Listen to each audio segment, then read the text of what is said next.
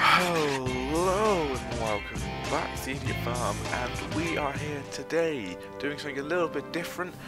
As you can see from the screen in front of you, we are playing Hearts of Iron 4. That's right, the World War II simulator type apocalyptic world-ending domination game, which I have been playing an absolute crap ton recently. It came out a few months ago now, and I got it about, I think, last month sometime, and I've played an absolute crap ton of it, and I thought I'd record a playthrough of a country that I haven't done yet, but I've always wanted to give a go to, so that's what we're going to do today. We're going to do a single player game. We're going to do the scenario of January 1st, 1936, Gathering Storm. Dark times are coming. In Europe, Hitler has consolidated his power and his attention is now increasingly drawn beyond Germany's borders. Mussolini's Italy continues to embark on daring military adventures while the Empire of Japan stands poised to attack China in Asia. Almost 20 years has passed since the end of the Great War and the world has yet again been doused in gasoline. A single spark may be all it takes, and oh my god, yes, a single spark is all that it's going to take. So we're going to use this scenario. Now, we could use one of these countries, which are the quote-unquote interesting countries, apart from the Republic of China. That's there because of a mod. But we could use these ones, but we're not going to use any of these because they're like the major powers, and we don't want to be a major power. We want to be one of the other countries. And the country we're going to be today took part in World War II only slightly. They helped the Axis a bit, but didn't actually declare war, and that country is Spain. We're gonna beat them today, and yeah, we're gonna play on breaking difficulty. We're not gonna have Iron Man mode, because if something goes wrong, if like something in the recording goes wrong, I do want to be able to revert back, and Iron Man does not let you do this. And we are gonna not have historical AI focuses because I want just a complete messed up World War II era war that could start at any point. It doesn't have to be that Germany invades Poland. It could be that the Soviet Union invades Japan over here, or it could be anything really. So yeah, that's gonna be all well and good. Let's kick this off. Now I have got, I think it's something like 30 or something mods enabled at the moment. Most of them change the generic focus tree, and if you're not playing as one of the quote-unquote interesting countries, so they're like the 8 main powers, which are pretty much Russia, German Reich, United Kingdom, France, Italy, America, and was there someone else? Oh, and Japan. If you don't play as one of them, you get a generic focus tree. So if I go to let's say Liberia over here and look at this focus tree, this is the generic focus tree, and it's not specific to anything. It just gives you general boosts here and there. And yeah, normally if you're playing in Spain, you'd have this one, but because I've got a mod that changes the national focuses of quite a lot of different countries, we now have this one. And as you can see straight away, it is a massive difference to the one I just showed you. Now, the one I just showed you isn't the default one, that is also a modded one, but that just gives a boost to the minor nations, so they become more of a factor in the wars to come. But yeah, what national focus should we get right now? Now, we are going to be fascist, but because of Spain getting a civil war that you can either choose to be fascist or communist, we don't really need this bit at the moment. This bit is good because you get the recruitable population 5% more, which is a very good bonus, but we don't really need that at the moment. What we do need is to get our industry up and running, so I think we're either going to get the expansion of military industry or the expand civilian industry. Now, I like to get civilian industry up first, because civilian factories, as you can see on there, we get 2 extra, and civilian factories are used to essentially build everything the game could possibly offer. And we're going to queue up some more civilian factories So we've got 7 now using consumer goods out of 16. We've got no one trading, but we've got not enough resources. We need some more oil, so we are going to need at least 1 trading oil. But I think I'm going to max out these ones. Now, the reason why I've chosen these ones is because when the Civil War kicks off and we back the fascists, these are the areas of the country that we get given. And if we decide, if we say in Granada over here, if we were building some in here, then it would be cancelled when we lose the territory, and I don't want it to be cancelled. I want them to be running even while we're at the Civil War, and the Civil War is the first thing that we are going to need to deal with. But we need some technology first, and the most important thing at the start of the game is industry.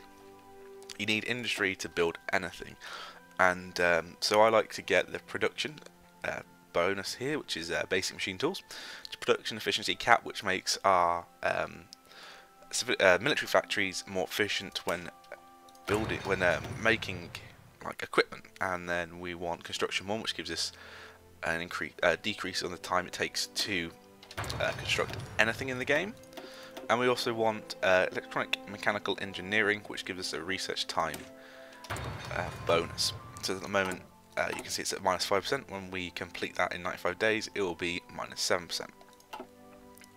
Now we need military factories. Okay, so what have we got? We've got a deficit of spore equipment, infantry, and towed artillery. So artillery is going to be very important for us because we don't have a massive manpower advantage. So I think artillery is going to be very important. But we do not have a lot of military factories. Okay, we'll just get these over here. So set the ports to produce units there. We will grab all of our navy and put them in one position so we can see what it's like. We will get should we get our... No, we'll actually get everything. We'll get everyone because it's going to split the units when we go into Civil War either way. So we might as well get everyone into an army with this guy. Sure. We'll make him garrison at the moment. Make him garrison that area just so they all come over here. We want them to start training because they are all experience level 2, which is trained, and we want them to be regular. So at this level, it gives them a 0% modifier in combat, but the next level gives them a 25% bonus in combat. Now we need to have a look at our air situation. Oh dear God, it is bad. So we have like 50 fighters and 27 naval bombers. Okay. Well, let's just get the fighters out here. Sure. We'll have 1,000. We'll try and build 1,000 fighters, and we'll try and build 200 naval bombers. Now, naval bombers aren't going to be that helpful for us because we are pretty much going to control the Mediterranean. I did that the wrong way around. We are pretty much going to control the Mediterranean with Italy because Italy's fleet is quite big at the start, and United Kingdom's fleet is just everywhere in the world essentially. But, you know, we might not end up fighting the United Kingdom and the Allies. We might be fighting the Soviet Union, which happens quite a lot, which is interesting. What else do we need to do? We've got no divisions of basic training, so we'll get some. We'll start. Oh, actually, before we start training, we'll have a look at the divisions. We've got 4 mountaineers. And what's the infantry? They've got 8. Not bad. That's not bad, but the mountaineers need some work. They need recon companies and engineer companies, and maybe, yeah, we'll boost that up a bit. They haven't got recon companies. We'll have the recon companies there. It's going to mean we're going to need a lot more support equipment, but we do need a lot of infantry equipment either way, which is not good. But we'll train. Let's train 10 or so mountaineers. I don't know where we should put them. Put them in Bilbao. Sure, we'll put them in Bilbao, and maybe we'll get. Yeah, we'll put them in Bilbao as well. they're not going to be able to train fast anyway, because we do need a lot of infantry equipment now, and a lot of support equipment, and a lot of artillery, and we're not building military factories right now, but that is fine. So now we need oil, aluminium, oil and aluminium.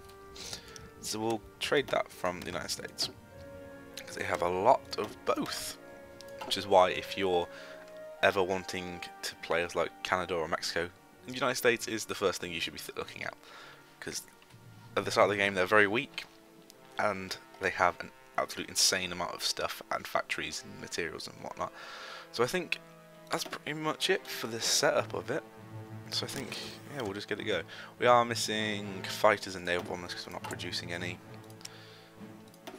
Just do that so it shuts up a bit. We've got 140 convoys. I think we're going to need some more convoys, so we'll queue them up a bit. I don't think we're going to need to build a better navy. We've got 30 actually. So we'll group it together. We've got 2 battleships, 5 light cruisers, 11 destroyers, and 12 submarines. So it's an alright one. Base naval Alfarol. No. I'm going to attack Fleet 1 because yeah. Sure, the Spanish election of 1936. Okay, the Second Republic has has proven to be a fragile existence. Manuel Azana can be president with the backing of the Popular Front, a broad coalition of left-wing groups supported by Republicans, communists and anarchists. But the right-wing opposition, encompassing conservatives, monarchists and fascists, which is what we want to be, is also beginning to unite the cause of bringing down the Popular Front. Whichever coalition falls apart, the opponents are likely to take advantage of their internal struggles to launch a revolution. This election is not the final test Spain will have to endure to resolve this conflict, and dear God, no it is not. But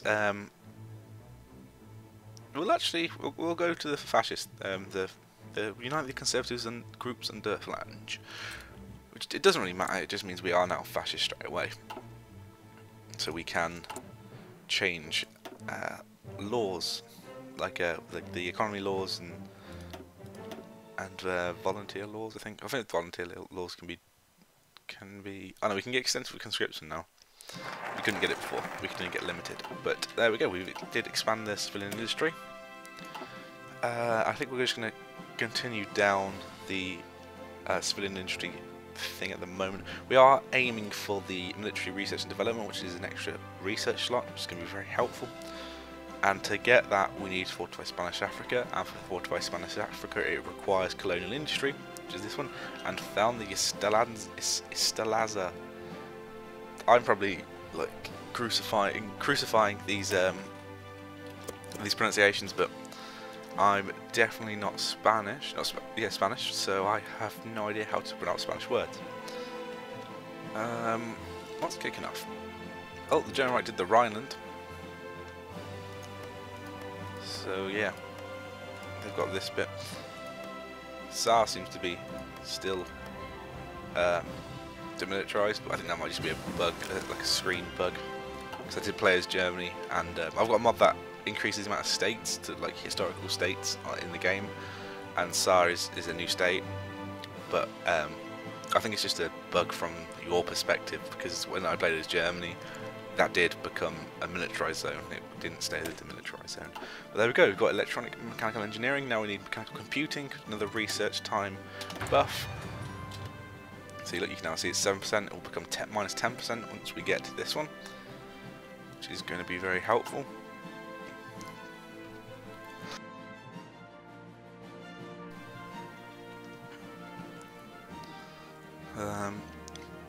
Is anything kicking off? What are people doing? Oh, they're doing the Autobahn. They're getting more industry. They're getting more industry. They're doing the limited rearmament. Are they? What? Oh, it's that one. I thought it was general rearmament, because it needs more than 10% world attention, so I was like, what's going on here? But yeah, they got some more civilian factories. We got some more civilian factories.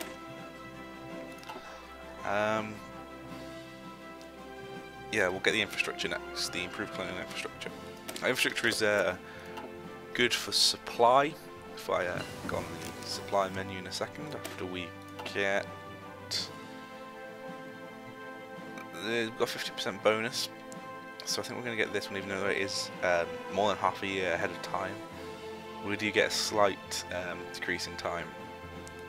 It's going to be good for us. Yeah, we'll get that one. So yeah, as you can see, green is good. Green is where we own, blue is enemy territory either way.